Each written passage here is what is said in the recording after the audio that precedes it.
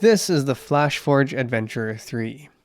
It's not particularly big at 150 by 150 by 150 millimeters, but it is big on features for a $400 3D printer, like a touchscreen, Wi-Fi, cloud support, onboard memory, filament runout detection, full enclosure, high temperature bed and hot end, super fast heating, flexible build plate, level-free design, easy swap extruder, and built-in camera.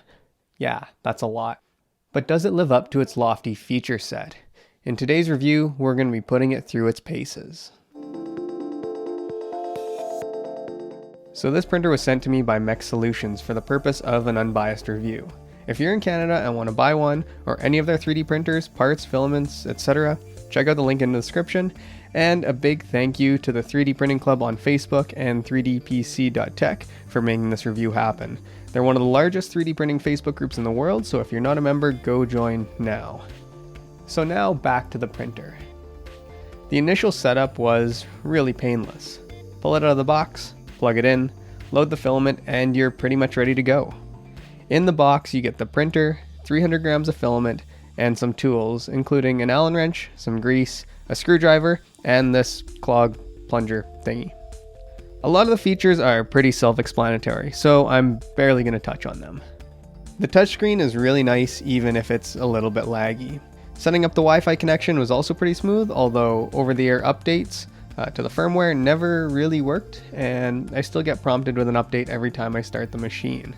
With the Wi-Fi connection, you can monitor and even print directly from Flashforge's own slicer, FlashPrint. Though, every time you turn the printer on, it gives you a new IP address that you need to connect. And you'll need to search in the print settings to find that before you put it into FlashPrint. It's a bit annoying, but it's hardly a deal breaker. I didn't really get into the cloud connection stuff because I don't feel like it's necessary, but I'm sure it has its use cases. The plate and nozzle both heat up extremely fast, and the onboard memory is a nice touch, and flex plates are pretty well standard at this point.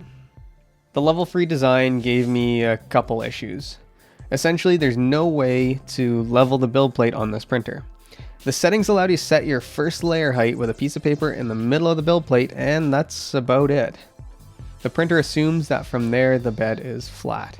And on my printer, this really wasn't the case. The back of the bed is much further away from the nozzle than the front, resulting in situations like this.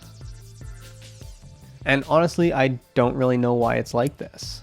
As far as I know, there's no way to fix it either, and searching online, it doesn't look like anyone else has had this issue. So I could just have a lemon on my hands. The included PLA filament prints brilliantly, but they only give you 300 grams of the stuff, and it's on a roll that's a lot smaller than your common spool, but more on that in just a moment. The prints in Flashforge's translucent red give crisp features, almost no ringing, stringing, or any other negative ingings, and they're pretty well flawless. But 300 grams only gets you so far, and loading up third-party filament is a challenge when you can't fit the spool in the housing, and they don't include an external filament holder. So I took a chance by loading up this spool holder from Thingiverse, scaling it down to just barely fit on the bed, and pretty well finished off my sample spool so that I could use larger filament rolls, and it works well enough. Third-party filament became a bit of a challenge. Every roll of PLA that I tried, from ColorFab, Polymaker, iPrint3D, and even down to some generic Chinese brands, started well, but would eventually get to a point where there was so much friction in the nozzle that the extruder would skip.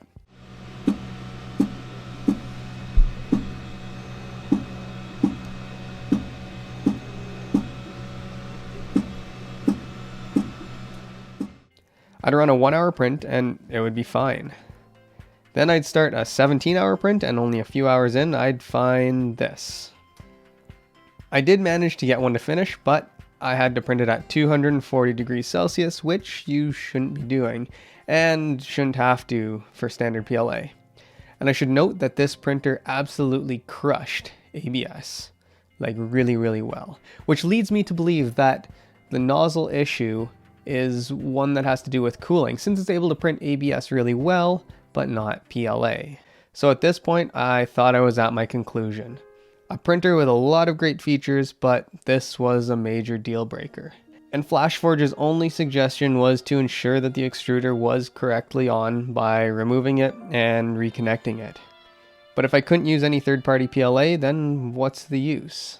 But hold on. And one of the items on that checklist was to use an oiler to season the all-metal hot ends. Oiler.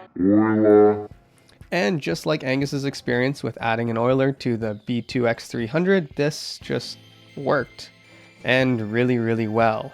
I printed this guy, added a couple drops of light olive oil to a sponge, and mounted it right before the extruder. If you ignore the stringing, and that's just a slicer setting, this print came out so well that I'm really mad that I didn't do this earlier. And I'm mad that it wasn't recommended to me even by Flashforge or Mech Solutions. And as far as I know, Mech Solutions doesn't even sell Flashforge filament. And this brings me to a bit of a crossroads. This printer, this inexpensive printer with a huge feature set for the price, is aimed towards teachers and makers who just want to set it and forget it. No tweaking and just printing. And in my experience, that was the case for the most part. If you're only going to use Flashforge filament, and don't forget that 600 grams of the stuff costs about the same as 1 kilogram of most other brands, then yes, you're going to have a good time. But if you plan on using any third-party filament, then you're going to have to work for it. An external spool holder and an oiler will be required at a minimum, unless you find another brand of PLA that works just like the Flashforge stuff, or you're going to be printing at really high temperatures. So my recommendation is just a really big shrug, because it really depends on the experience that you want to have. It prints really, really well at crazy high detail when it works, and I don't want to take that away from it. The detail off of this thing with the included filament was amazing. But the overall experience did leave something to be desired, and that's just the way it is. So that's it for today's review. Don't forget to subscribe for more 3D printing content like this and some other reviews. Check out the links in the video description below, and I'll see you next time. Bye.